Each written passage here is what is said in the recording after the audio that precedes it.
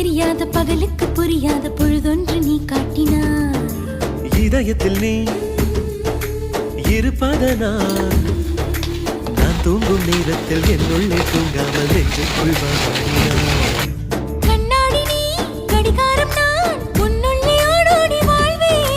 காதல் எனும் கடுதாசி நீ என்றென்றும் அன்புடன் நான்